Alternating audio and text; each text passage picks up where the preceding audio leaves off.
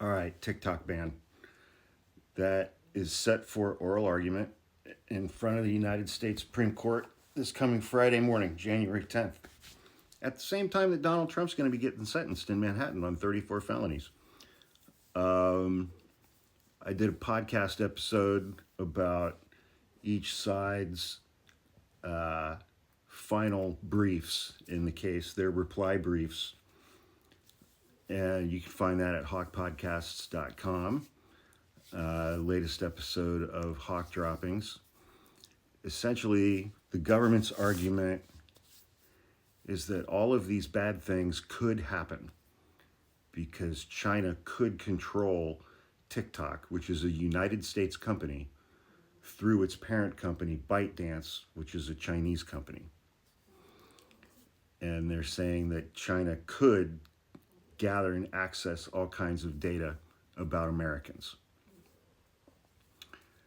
And that could pose a grave national security risk, and that it's the government's responsibility to protect the 170 million Americans. It's more than half the population. 170 million Americans who use TikTok on a near daily basis. TikTok's response to that is the government hasn't provided any proof or evidence that any of these things actually has occurred. If you're going to take something away from 170 million Americans, something that those Americans use for speech and for self-expression, which according to TikTok implicates the First Amendment, you should be able to provide some evidence that these national security things that you're warning everyone about have actually occurred, other than just provide the court with speculation that these things might occur. And the government hasn't been able to provide any evidence of that. They're like, well, China could control the algorithm. TikTok is like, China has never tried to control the algorithm. Well, TikTok or China could do X, Y, and Z through this Chinese company, ByteDance, which is the parent company of the American company, TikTok. Because the subsidiary in America is an American company. And TikTok's like, they haven't provided any evidence of any of these things.